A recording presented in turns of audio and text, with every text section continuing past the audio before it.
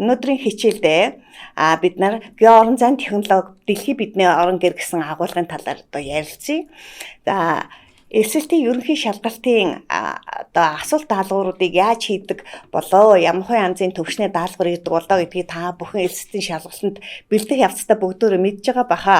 За энэ дээр бол ерөнхийдөө одоо сэргээн санах, ойлгох, хэрэглэх, задлан шинжлэх гэсэн одоо ийм төвшний даалгавар гэдэг блюпринт гэж байгуулад тэрэн дотроо одоо яг хүнд даалгавар, хөнгөн даалгавар энтрийн харьцааг бол зөв зохистой хийдэг. За энэ бол одоо үзүүлж байгаа зурагт маань 2021 оны эсэлтийн ерөнхий шалгалтын асуулт даалгаварт хийсэн гүйцэтгэлийн шинжилгээг бол та бүхэнд харуулж байна. За энэ дээрээс үндэслээд бол яг юун дээр анхаарах ёстой вэ? Ямар юмнуудыг бид нэг ойлголтуудыг мартаж сандаг вэ? Асуулт даалгаврын одоо дээр нь жишээ болгож багш нь ярих гэж бодож байна. За нэгдүгээрт бид нар юу үзэх вэ гэхлээр газар зүйн зургийн тухай ойлголт авна. За газар зүйн зургийг болохоор агуулгаар нь ерөнхий болон сэдвчилсэн гэж хоёр хуваадаг. Харин масштабаар нь том, дунд, жижиг, хамрах нутгаар нь бол ерөөсөө дэлхийн твийн тал бөмбөрцгийн улсын гэх мэтлэнгээр янз бүрээр бол ангилдаг. За энийг бол одоо тайлбарлаж өгье. За агуулгаар нь бол энэ одоо харагдаж байгаа зурган дээр бол дэлхийн пиц газар зүйн, Монголын пиц газар зүйн зураг байна. Энэ дээр бол одоо газар зүйн юмс үзэгдэл бүх юмнуудыг одоо байршлуудын тэмдэглэсэн уул нуур хаана байдгүй, гол мөрөн хаана байдгүй, далай тэнгис нь хаана байдгүй гэж тэмдэглэсэн байгаа учраас энэ ерөнхий газар зүйн зураг гэж нэрлэнэ. Сэдвчилсэн газар зүйн зураг гэх юм бол одоо жишээлбэл Монгол орны ойн тархалт гэдэг зураг байна. За энэ ойн тархалт гэдэг нь бол Монгол орны нутгийн хэдэн хувийг нь ой эзэлдгийн, заган ой гэж хаана байдгийг, яг жинхэнэ одоо холимог ойнууд нь хаана байна уу гэдгийг бол үзүүлсэн байгаа учраас энэ бол сэдвчилсэн зураг байна. Энд ойноос ой модоос өөр юу ч дүрслэгдээгүй байна гэсэн үг. Тэгээ ой нөөцийн одоо харуулсан зураг байна. За гэхдээ сэдвчилсэн зураг нь бол зөвхөн ойн зураг байхгүй л дээ. Сэдвчилсэн зураг нь геологийн, хөрсний, хүн амын, уур амьсгалын, улс төрийн ургамлын одоо тектоник хөдөлгөөний, мал аж ахуйн гэх мэтлэнгээ, хот төлөвлөлтийн гэх мэтлэнгээ маш олон янз байдгийг бид нар бол хичээлүүдээрээ үзэж одоо мэдэж авсан байхаа гэж бодож байна. Газар зүйн зургийг бол масштабаар нь 3 ангилдаг. Том масштабын, дунд масштабын, жижиг масштабын гэдэг. За энэ бол бид нар ямар зургийг яаж хэрэглэх вэ гэдгээс шалтгаалаад аль масштабтай зургын дээр одоо хэмжилт хийх үү, унших уу гэдгээгээ сонгож авдаг. За том масштабын зураг гэдэг нь бол нэгийг хайрцаг нь 20,000 одоо 200,000-тай масштабтай, түүнээс одоо дээшээ байх юм бол бид нар том масштабын зураг гэнэ. Өөр хэлбэл яах вэ гэхлээр жижиг хамар хүрээ нь бол жижиг газар нутаг байна. Гэхдээ дотор нь өгүүлэмж, агуулмж буюу газар зүйн объектуудыг тэмдэглэсэн байдал нь бол илүү тодорхой том байдаг учраас бид нар том масштабын зураг гэж нэрлэдэг байна. Тэгээд энийгээ бол дунд масштаб, жижиг масштабын зураг гэж ангилнаа. За энийгээ би үргэлжлүүлээд тайлбарлая. Жишээлх юм бол дунд масштабын зураг гэдэг нь бол сая бид нар жижигхэн хот тосхны одоо суурин газрын зургийг үзүүлсэн бол одоо бол бид энэ аймгаар нь үзүүлсэн зураг байна. Жишээлбэл энэ Хинтээ аймгийн зураг байна. Энэ дунд масштабын зураг байгаа байхгүй юу? За энэ бол яг Хинтээ аймаг ямар хэмжээтэй, хаана байрлалдгүй, ямар сумуутай гэдгийг тодорхой харуулах боловч бүр гол мөрний хөндийг нь үзэхэд бол илүү нарийн төвөгтэй болох жишээтэй. За жижиг масштабын зураг гэдэг нь болохоор нэгийг хайрцах нь 1 саятай масштаб, түүнээс дээш газар нутаг. Өөр хэлбэл айгүй том газар нутгийг хамруулдаг боловч их юмнуудыг ингээ харьцуулж үзэхэд тохиромжтой боловч яг хэмжилт хийхэд бол үнэн зөв мэдээлэл гарах нь арай бага байдаг. Тийм учраас бид нар бол нарийн хэмжилт хийгээд голын өргөний хэмжих гэх юм бол том масштабын зургийг сонгоно. Дэлхийн улсууд хаана байдгийг бэ тэрийг харахын тулд бид нар жижиг масштабын зургийг сонгож хэрэгэлдэг байх нэ. За багш нь энэ үзүүлсэн зурган дээр нь болохоор Монголын ойд хээрийн төмрийн одоо төмрөөс сэргийлэх хаана ойтой байдгүй, ямар төмөр гаргаж болох боломжтой вэ тэрнээс бид нар яаж сэргийлэх боломжтой вэ гэд ингээд тархалтын зургийг үзүүлсэн зураг нь бол том масштабын зураг байна. За энэ талд нь болохоор бид нар яадаг юм гэхлээр дэлхийн улс орнуудын зургийг үзүүлсэн байна. За ингээд бол бид нар масштабын талаар бол ойлголт авч болно. Харин газрын зургийг болохоор хамрах нутгаар нь бол дэлхийн бүх дэлхийгээ багтаацсан. За дараа нь твих, Аз твийг багтаасан, Америкийг багтаасан байж болно. Эсвэл одоо юу гэдэг нь нэг твийг авцсан. За тал бөмбөрцгийн зураг. Өөр хэлбэл баруун тал бөмбөрцөг, зүүн тал бөмбөрцөгт нь айл айлнд багтдаг юм бэ, ангиллал нь ямар өөрчлөлттэй байдаг юм бэ гэдгийг харж уншиж сурахын тулд тал бөмбөрцгийн зургийг бол бас ашигладаг байна.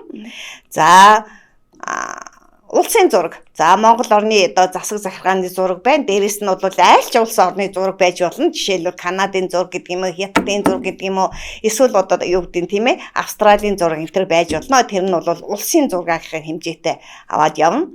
За дараагаар нь биднэрт бол яг хөө гэхлээр бүс нутгийн зураг байна. За эндээ үзүүлсэн зургуудыг сайн ажиглаарай. Энэ бол Африкийн Африк буюу баруун Африкийн бүс нутгийг үзүүлсэн. Тэр дотор ямар одоо улс орн багтдгийг бэ, аль хэмжээний газар нутгийг хамруулдаг юм бэ гэдгийг үзүүлсэн зураг байна. Энд за ингээхээр энэ бол хамрах нутгаар нь бол бүс нутгийн зураг гэж үзүүлж болно. Жишээлбэл Монголынх болохоор зүүн бүс нутгийнх, баруун бүс нутгийн, төвийн бүс нутгийн уур амьсгалын мэдээ ярихдаа бол дандаа ингээ бүс нутгаар нь ярьдаг. Та нар энийг сонсч байсан бодвол энэ бол хамрах нутгаар бүс нутгийн хэмжээний газар нутгийн тухай ярьж байгаа юм байна. Ганцхан аймаг багтдаг юм байна. Хэд хэдэн аймаг багтдаг юм байна гэдгийг ойлгож ингээ сонсож мэдээлэл ашиглаж сураарай. За дараагаар нь болохоор бид нар газрын зураг гэдэг юм бол ерөнхийдөө асуулт даалгавруудыг харж байхад ерөнхийдөө бид нар ийм ойлголтууд дээр их алдаад байна л да. Өргөр гэж юу юм бэ, уртраг гэж юу юм бэ, зэрэгд гэж юу юм бэ, голдож гэж юу юм бэ, энэ хоёрын ялгаа нь юу юм бэ, яаж хэмжигдэх юм бэ гэж. Тэгэхээр ерөнхийдөө сансар огторгой дотор дэлхийн бөмбөрцөг гэдэг маань ерөнхийдөө нарыг ториол явж байгаа. Энэ дээр бид нэр өөрснөө анхны голдож гэдгийг татцсан. Анхны голдож. Энэ бол Английн Лондон хотын Гринвичийн сүмээ орой дээгүүр татцсан юм голдожийг бид анхны голдож гэж нэрлэдэг. Тэгээ тэрийг бид нар 0 одоо анхны голдож одоо багш нар чи харуулж ингэсэн. Хэрвээ би одоо Гринвичийн сүм дээр очичоод ингээд тэнгэрлээ хахад дээр нь ингээд зураас харагдах болов? Үгүй шүү дээ. Яагаад гэхээр энийг бол энэ дэлхийн бөмбөрцөгч байнга ингэж эргэлдэж байдаг. Ингээ эргэлдээд ингээ байхлаа бид нар чинь зүгээр л одоо энэ уултай, устай, далаатай, ёроолтой ийм л юм байгаа штэ. Тэгээ ингээл эргэлдээд байхад бид нар энийг яасан бэ гэхлээр бид энийг дэлхийгээ судалмаар байна. Судлахын тулд одоо хаана вэ гэдэг асуудал гарах гээд байна. Энэ гадар зүйн хичээлийн хамгийн онцлог асуулт байхгүй юу? Хаана вэ? Тэгвэл хааны мэдхийн тулд альва нэг юмтай харьцуулах хэрэгтэй болно штэ. Тэгэхээр тэр юмны баруун талд, энэ юмны өмнө талд гэж хэлхийн тулд энийг бид нар юусэн яах вэ? Анхны голдож гэдэг юмыг татчихъя гэж авцсан. За одоо ингээд эргэлдэж байгаа юм дотор бид нар анхны голдож гэдэг ерөөсөө Английн Лондон хотын Гринвичийн сүмийн орой дээгүүр татсан ийм зураас авцсан. Тэгвэл нөгөө талд нь юу байх вэ гэхлээр 180 дугаар голдож гэж гараад ирнэ. Ингээ 180 дугаар голдож ингээ гараад ирэхлээр ингээ энэ хоёрыг хоёулд ингээ харуулах юм бол яах вэ? Тал бөмбөрцгийн карт гарч ирэх юм бэ. Тэгээд анхны голдож гэсэн юм чинь тэрийгэ баруун талд нь юу байх вэ, зүүн талд нь юу байх вэ гэдэг ингээ ангилахлаа дэлхийн тал бөмбөрцгийн зураг бол гараад ирэх нэ. За дээрэс нь бас нэг онцлогтой шугам нь болохоор экваторын шугам байна. Энэ экваторын шугам дээр бол нар ихц тусдаг. Тэгвэл жилд хэдэн удаа ихц тусдаг лээ? 2 удаа ихц тусдаг. Зүйтэй 9 сарын 22, 3 сарын 21, 22-ны аль нэгэнд нь тийм ээ ингээд ихц тусчдаг. Тэгээд хоошоо ихц тусаа хамгийн хойдлын нэг шугам байна. Түүнийг бид нар юу гэж нэрлэдэг вэ? Мэлхийн зам гэж нэрлэдэг. Өмнөх нь болохоор матрийн зам гэж нэрлэдэг. За энийг бол гадар зүйн одоо зэрэг дээр нь хуваагаад үзэх юм бол хойд өргөргийн 23.5 градус гэж тэрийг дайрсан экватортай зэрэгцээ шугамуд байгаа. Тэрийг бид нэг зэрэгт гэж нэрлэдэг. За ингээд энэ бол матрийн зам нь бол хойд тропик буюу матрийн зам нь 23.5 градустай байдаг. Өмнөд нь болохоор бас 23.5 градус. Тэгтээ өмнөд өргөрөг байна. Тэгэхээр одоо бид нар юус альва нэг юмны байрлуулахад хойд өргөрөг, өмнөд өргөрөг, баруун уртраг, зүүн уртраг гэдэг ойлголтууд байна. За дэлхий дээр оршиж байгаа нэг цэг, нэг чулуу, нэг урмал хүртэл газар зүйн солилцолд оршдгоо гэдгийг бид мэднэ.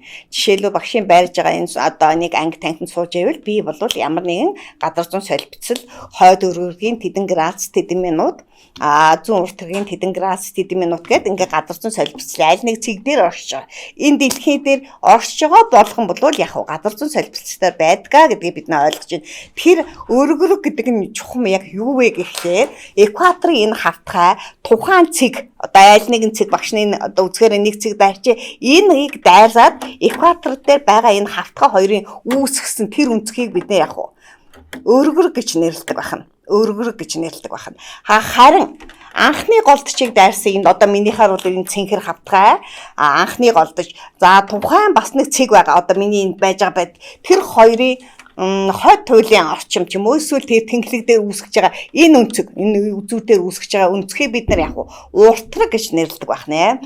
За энэ газрын зургийг бүгдөө сайн ажиглаарай. За одоо ингээд энэ зурган дээр бол бид нар юу гэхлээр энэ 60 градус гэсэн юм харъя. Энэ 60 градус хаанаас гарсан 60 градус вэ гэвэл энэ экваторын энэ хавтгай байна. Тухайн энэ оршиж байгаа цэг хоёрын энүүгээр татсан нэг хавтгай тэгээд энэ тэнхлэг дээр үүсгэж байгаа миний маавс хөдөлж байгаа байх гэж бодож юм бүгдүүдээ. Тэрэндээ үүсгэсэн одоо өнцгийг бид нар 60 градус гэж нэрлээд байна. Гэхдээ энийгээ тэмдэглэхийн тулд ХО 60 градус гэж нэрлэнэ. Хойд өргөргийн 60 градустай байна. Тэгвэл бид нар энэний уртрагийг бид нар ойлгохын тулд юу авах вэ гэхлээр одоо юу гэдэг энэ анхны голдчийг дайрсан хавтгай энэ цэг 60 градустай байж байгаа нэг одоо хавтгай хоёрын үүсгэсэн өнцгийг авна. За энэ дээр үүсгэсэн өнцгийг авна. Тэгээд тэр нь бол магадгүй 108 градус юм уу 106 градус байж байгаа юм бол зүүн уртрагийн эсвэл баруун уртрагийн 106 градус гэж тэмдэглэж байна. Ингээд энэ хоёр цэгийн огтлцэлтэй тухайн газар зүүн объект нь оршиж байна гэж бид үзнэ. За ингээд бид нар ингээд газар зүүн солилцлын талаар бол нэлээд дэлгэрүүлж уншихын тулд бид нар бүр 7 дугаар ангийнхаа газар зүүн номноос ихсүүлээ хараарай. Тэрэн дээр явал багшиг чинь сайн үзүүлсэн зургнууд илүү тодорхой байгаа. За тэгээд тэрнээс бол газар зүүн солилцол гэж энийг хэлдэг юм байна. Би дахиж мартахгүй гэдгээ ингээд сэргэн санаад унших зүйтэй байхаа гэж бодож байна. За одоо бол бид газар зүүн зургийн таних тэмдгийн тухай ярив. За газар зүүн төрөл бүрийн таних тэмдгийг ашиглаад хаана юу байгаа вэ гэдгийг одоо тэмдэглэнэ. Зүгээр нэг цэг гэхгүй тэр цэг чинь ургамал юм уу? Тэр цэг чинь нуур юм уу? Тэр цэг чинь одоо яг юу вэ? Уулын оргил юм уу гэдгийг тэмдэглэхийн тулд таних тэмдгийг бол ашигладаг байна. За гэхдээ ганцхан физ газар зүүн үзэгдлүүд бас нийгмийн үзэгдлүүд байна.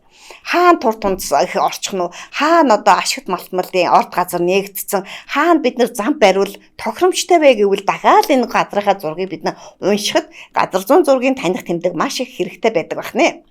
За тэгээд энэ газар зүүн зургийн таних тэмдэг нь болохоор мэдээ жижиг масштабын зурагдар бол ерөнхий таних тэмдгүүд байна. Том масштабын зурагдар бол илүү тодорхой таних тэмдгүүд нь байна. Жишээлх юм бол сургуулийг яаж тэмдэглэдэг юм бэ? Уулын өндрийг яаж тэмдэглэдэг юм бэ? Нуурыг яаж тэмдэглэдэг юм бэ? Тийм ээ? Хот тосхныг яаж тэмдэглэх үү гэж.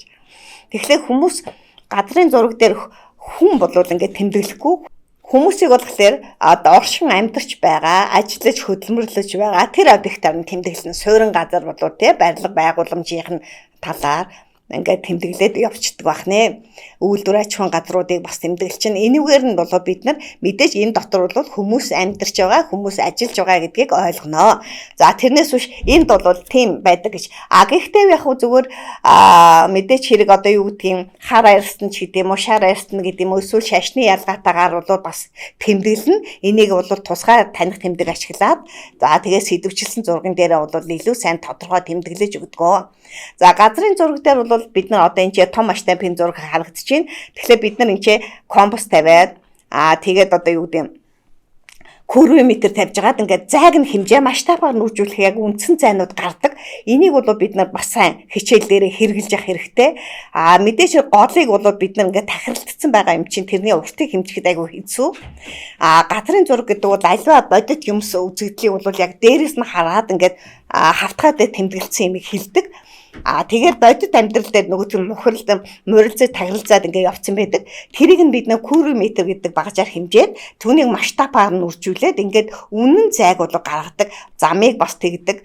Тэгээд энийг бол бид нэр одоо мэднэ. За энэ мэдчингээ газрын зургийн талаа, газар зүүн зургийн талаар тайлбарлаж таниулах юм бол маш их олон асуудлууд бол байдаг.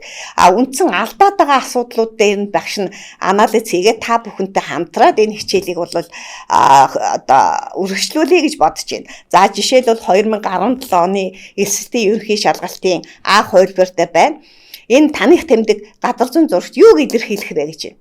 Нэг онооны асуулт даалгавар байна. За та нар бүгдөө энийг хараарай. Энэ даланг юм уу, гууд жалга юм уу, өндөр хүчтэйлийн шон уу, тариан талбай юу, навчит ой юу. За ингэхдээ таних тэмдэг буюу таних тэмдгийн дотор нь бол дүрс таних тэмдэг, геометрийн таних тэмдэг гэдэг ингээд маш олон янзаар ангилдаг. За энэ дотроос бид нар бол энэ дүрс таних тэмдэг буюу навчит ой гэдгийг үзүүлсэн байна. Хэрвээ бид нар энэ гадрын зураг дээр таних тэмдгүүдээ сайн уншаад ойлгочих юм бол энэ бол ерөөсөө одоо хэдхэн секундэд ингээд гүйцэтгэх даалгавар байгаа аахгүй юу? За дараагийн зурган дээр нь болохоор газар зүүн зурагт тодоо дүрсэлсэн улс бүс нутгийг зөв тодорхойлно гэсэн байгаа. За энэ дээр бол ямар учиртай вэ гэхлээр одоо нөгөө бүс нутгийг улсыг яаж тэмдэглэх вэ гэсэн асуулт. Гэхдээ энийг бол хоёр оноотой өгдөг нь нэгдүгээрт нь бол бүс нутгаа мэддэг, хоёрт нь бүс нутаг дотор байдаг улсаа мэддэг гэсэн асуулт даалгавар байна. За ийм учраас бид нар энийг харцаа. За энэ бол Египт вэ нү, Зүүн Африкт багтж байна уу, Судан байна уу? Эсвэл Чад байна уу, Ливи байна уу гэд эсвэл Египт нь байж байгаа Хойд Африкт багтж байгаа мó гэд ингээ харна. За ингээдээ та нар одоо энийг юу гэж ойлгох вэ гэхлээр нөгөө Африкийнхаа бүс нутгийг уншсан, ойлгоцсон хүн бол энийг шууд хийнэ. Хойд Африкт багтдаг Египт улс байна гэд уншсан байх юм бол энэ бол бас хийхэд бол тийм төвөгтэй даалгавар бол биш байх нэ. За дараа нь болохоор 2018 оны сая 17 оны даалгаврыг авсан бол одоо 18 оны даалгавар авъя. Энд газар зүүн зургийг ашиглаад өгөгдсөн аймагуудаас усны нөөцөр хамгийн их аймгийг сонгох гэж байгаа юм. За энэ дээр болохоор яа гэвэл зүгээр л нөгөө жилд ашиглах бололцоотой усны нөөцний зураг байгаа өгсөн. За тэгээд энэ усны нөөцөөрөө хөвсгөл, өмнө говь, дорнод, говь алтаа, өвөр хангагийн айл нь усны нөөц ихтэй болоо. Гадаргын усны нөөц ихтэй болоо. Тэг ингээд харахлаа чи бид нар ойлгомжтой шүү дээ. Яагаад гэвэл манай хангаа говь хосолсон одоо ийм байгалийн бүсэнд дотор чинь хангаа нутаг дээр бол гадаргын ус ихтэй байдаг учраас энэ дотроос нь бид нар сонгоно. Тэгэхээр хөвсгөл байж болж гин, өвөр хангаа байж болж гин. Ингээд хоёр сонгоч чинь. Энэ өвөр хангаа хөвсгөл хоёрыг чинь аль нь илүү гол мөрний сүлжээтэй билээгээд дахиад ингээд дотроо бодно. Тэгээд бид нар хөвсгөлийг буюу А хувилбарыг нь сонгоо хариулчих юм бол энэ бол зөв байна. Энэ бол яг л газрын зураг дээр хийх дасгал даалгавар ахгүй юу? Газар зүүн зураг дээр. Тэгэхээр та нар энийг бол бас сайн одоо эхлээ сайн асуултаа сайн уншаарай хүүхдүүдээ. Тэгээ асуултаа уншичаад тэгээд хувилбаруудаас хариултын хувилбарууд нь бүгдөө үний юм шиг санагдана. Тэрэн дотроосоо яагаад энэ нь чухам хамгийн гол үнэн бэ? Бусдууд нь яагаад алдаатай байна вэ? Эсвэл яг дутуу хариулттай байж болно, эсвэл буруу хариулттай байж болно. Тэрийг сонгох нь бол энэ одоо ерөнхий боловсролын сургуулийн сурагчдын элсэлтийн ерөнхий шалгалтанд бэлтгэж байгаа одоо үндсэн чиглэл хандлагт нь тус нэмэр болно гэж би бодож байна. За дараагийнх дээр нь бол 2018 оны А хувилбар дотор нэг ийм зураг байгаа. Газрын гадаргын дүрсэлсэн зурагт хамгийн ихц хэсгийг ямар үсгүүдээр тэмдэглэсэн байна уу? Ямар үсгүүдээр тэмдэглэсэн байна вэ? Ямар үсгүүдээр тэмдэглэсэн байна уу? За тэгээд дотор нь бол мэдээч хэрэг ихцлэлийг тэмдэглэхийн тулд яах ёстой вэ гэдэг нэг онцгой ойлголтоо мэднэ. Өөр хэлбэл хаяалбар шугам гэдэг бол газрын гадаргын өндрөөр зүссэн зүсэлтүүд үзүүлээд ингээд ижил шугамын аргаар дүрсэлсэн байдгийн байна. За тэгвэл ижил шугамын аргуудынх нь дүрсэлсэн тэр нь одоо хаяалбар шугамнуудын хэмжээ нь ойрхон байх юм бол ихц байна. Ойрхон байх юм бол ихц байдгийн бол бид энэ дотроос хариултаа олж авъя гэж. За A, B гэхлээр мэдээч хэрэг энэ бол яг хол байх нэ. Зарим нь хол, зарим нь ойрхон байгаа учраас энэ хариулт нь бол буруу байх нь. Мэдээч CD 2 болохоор их газар арал 2 ингээ байж байгаа учраас энэ бас усан дээр үзүүлсэн байгаа учраас хаяалбар шугамд гарахгүй байх нэ. C дээрээ үзчихье. C-гийнх нь хариулт буюу C-гээс D хүртэл байх нь. C-гээс D хүртэл байх нь. За энэ болохоор энэ арал дээр байх нь. Нөгөөх нь болохоор яг G-гээс F хүртэл байх нь. G-гээс E хүртэл D байх нь. За G-гээс F хүртэл ерөөсөө шууд усан дээр юм уу өөр газар тэгшхэн газар үзсэн байгаа учраас энэ бас биш байх нь. За тэгвэл одоо G-гээс F хүртэл нь ямар байх нь вэ? M2 нь ямар байх нь вэ? Ингээ харах нь штэ. За L-ээс M хүртэл 2. Эсвэл E-гээс F хүртэл нь ямар байх вэ гэдэг. Тэгээ E-гээс F хүртэл нь мэдээч хэрэг энэ дотор бол хаяалбар хамгийн ихц хэсгийг ямар үсгүүдээр тэмдэглэсэн байна вэ гэж байгаа. Тэгэхээр мэдээж одоо юу гэдэг E-ээс F хүртэл өсөө явцсан ихцлэл өндөртэй байна. L-ээс M хүртэл нь болохоор маш их одоо өндрөөс нь уруудаад явчихсан ч юм уу эсвэл M-ээс L рүү гэж бичих юм бол арай бас өсөө явцсан ч юм уу ингэж харагдах ёстой. Ихцлэлийг үзүүлж байгаа гэсэн учраас тэр уулын чинь хаашаага байдаг гэсэн учраас энэ бол яг вэ гэвэл D хариулт нь зөв байх нэ. D хариулт нь зөв байх нь. За ингээд дараагийнх дээр нь болохоор 18 оны хувилбар дотор энэ дээр бас одоо таних тэмдгийг харуулсан тий өөр хэлбэл энэ одоо бодит зураг зайнаас тандан судлаар өгөгдсөн ийм зургийг харахлаарэ энэ дотроос бид хариултын хувилбарыг олох ийм асуулт даалгавар байна. За энэ дотор бол яа гэм бэ гэхлээр нөгөө голын голдрлыг үзүүлсэн голын хөндийг харуулсан зураг байна. За энэ дотор татмын нуур, гол, усан хагалбар, уул хөрсний ус, усны тойл гэсэн одоо хариултуудаас бид нар үсгээр тэмдэглэсэн аль нь вэ гэж байгаа юм. За үсгээр тэмдэглэсэн болохоор энэ яад ингэхлээр нөгөө зарим нутагт энэ чинь бол хар усан тохоо гэж нэрлэдэг. Голын одоо сүлжээ, голын голдрал байж байгаа. Яг урсгалын хурд нь ихснээр өөр газар нөгөө гол шугам ингээ явцсан. Тэгээд нөгөө мурилзаж захилсан мяндр гэж нэрлэдэг булан тохоо нь бол тасраад үлдсэн байх юм бол үүнийг бид нар хар усан тохоо буюу татмын нуур гэж нэрлэдэг.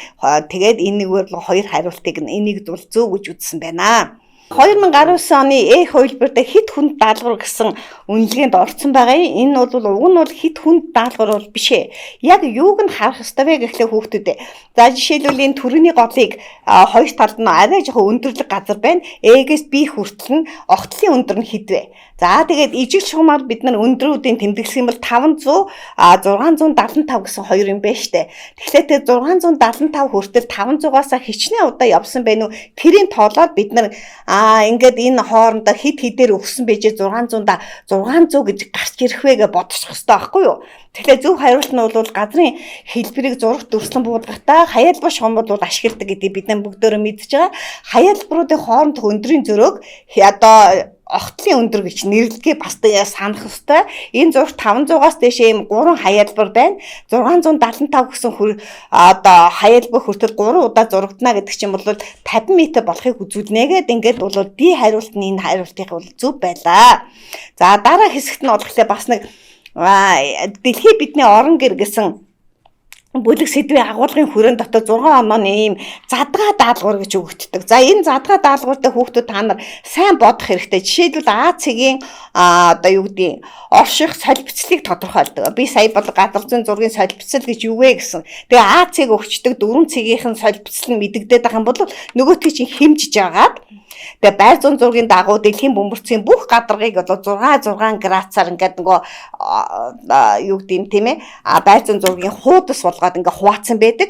За тэр хуудсан дотор 6 градусаар гээд явхад 60 байж байгаа 66 бол баруун тишээ зүүн тишээ өгсөд явах хэрэгтэй шүү дээ. Гэтэл анхны голдчоос 54 60 гэсэн учраас энэ баруун уртраг байна гэдэг нэгдүгээр таачин заа юу. Тэгээ ойлгочихно. 12, 16 гэх ингээд доошоо өгдөө явчихсан байх юм бол энэ яах вэ гэхлээр өмнөд өргөрг байна гэж ойлгоно. Хэрвээ 12, 10 одоо 20, 24 гэх юм бол хойд өргөрг байна гэдээ ойлгочихно. Тэгээд энэ бол өмнөд өргөрг байх нь баруун уртраг байх нь гэж гарч ирээд тэгээ энэ хоёрын хооронд 12 см гэж өгөгдсөн бол 12 см нь 4 градус 6 тийм 4 градус байх юм бол А цэг гэд хичнээн сантиметр байна уу хэмжчихэл тэр нь хэдэн градус байх вэ гэж бодчихно. Тийм учраас энэ А цэг нь бол баруун уртгийн 58 градус өмнөд өргөргийн 14 градус гэдэг хариулт бол гарч ирж байгаа. Сайн хараарай хүүхдүүдээ. Дахин одоо багшийнхаа энэ ярьсныг одоо энэ бол баруун уртраг байна. Энэ бол өмнөд өргөрг байна. Энэ одоо хоёрын хооронд 12 сантиметр зайтай байх юм бол А цэг гэдэг нь хэдэн сантиметр байх вэ гэдэг. Тий. За тэгээд ингээ олчихно. А цэг нь. За энийг нь бол А 6 см ягаад яг голд нь байж байгаа юм бол энэ мэдээч хэрэг 4 градус нь 12 см-тэй тэнцүү юм бол 6 см хэд вэ гэдэг.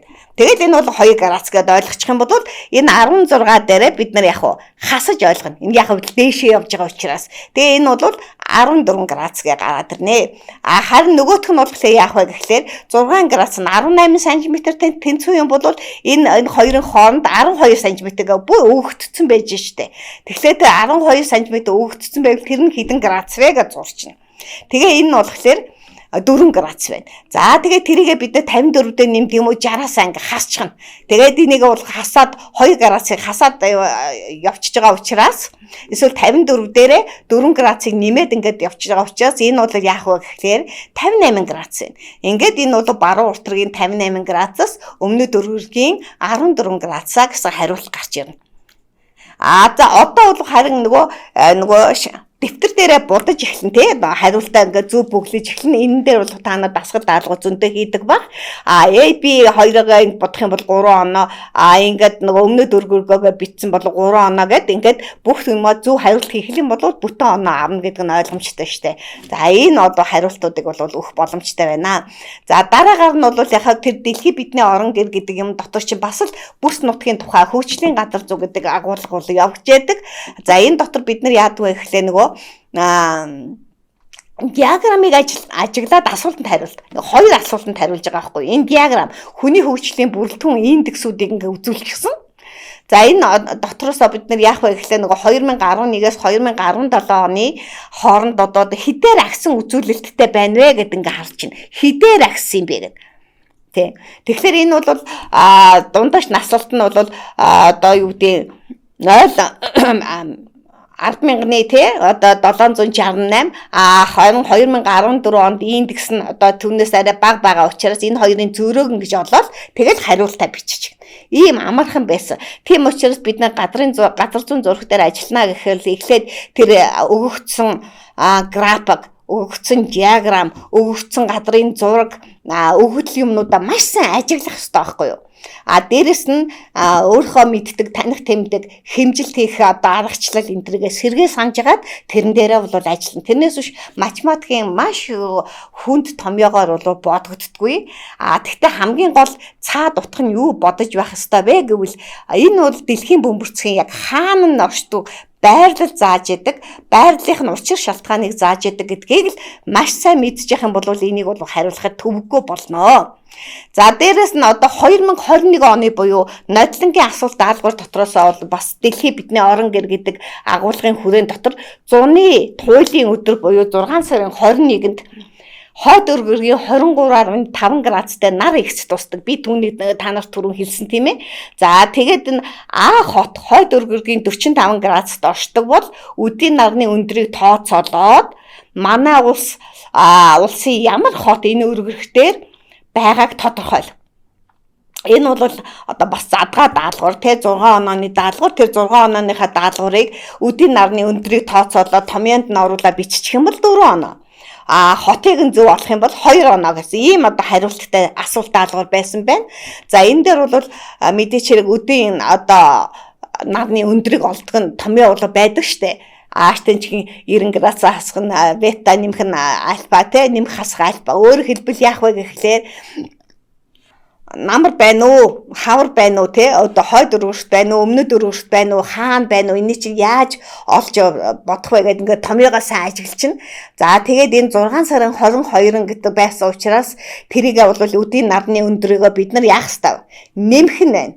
Тэгээ ингээд нэмээ харахлаа 100 болж байгаа юм чинь үдийн нар нь бол өндөр тусах нь 68.5 градусын өндөр туснаа гэдэг чи одоо юу гэдэг ингээд 90 градусын өндөр тусч явах юм бол бид нар 68 градусын өндрөөс бол нар бид нар ээхнэ 18 градусын өндөр болоо хасаа бодчих юм бол нар бол тэнгэрийн хаяагаар одоо дөнгөж үзэгдээ те одоо нэлээ өндөрт дээшээ мандахгүйгээр ингээд жаргач нь өдрийн үргэлжлэх хугацаа богино. Энэ бол өвлийн үлрэлт байна гэж бодчихно. Тийм учраас хасаа бодчихно. Ингээд нөгөө дасгал даалгаврууд байн гүйцэтгээд ирсэн тийм нөхцөлдөө бол энэ асуулт даалгавар хүнд биш болно. За тэгээд энийг бол бид нар нэг хид хідэн хотууд байгаа юм. За тий мөрөн цэцэрлэг арваа хээр сайн шам далан задгад гэдэг хотоосоо аль нь байж болох вэ гэдэг. Тэгээ энийг бол Улаанбаатар хойд дээр бол тавьж үзээд хамгийн өндөр мэдээч хэрэг экваторт ойрхон байх хотыг сонгоно гэж ойлгоно. Тэгэхээр мөрөн цэцэрлэг 10 хэр сайн шан 70 задгад энэ төр хотууд дотроос аль нь байх вэ?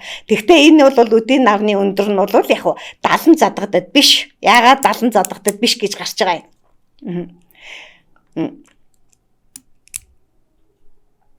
Хойд өргөргийн 45 гэд өгөгдсөн байгаа учраас тэр 45 дугаар зэрэгдийн дагуу 45 дугаар хойд өргөргийн 45 градусын дагуу ингээ хайхлаар энд бол сайн шант хот байна. Нөгөөх нь болохоор яг урагш байгаа 42 41 гэдэг манай урт секшн бол тийшээ явчих шүү дээ. Тэгэхээр энэ бол ерөөсөө сайн шант хот байх нэ гэдэг ингээ хариулт нь гарах юм аа.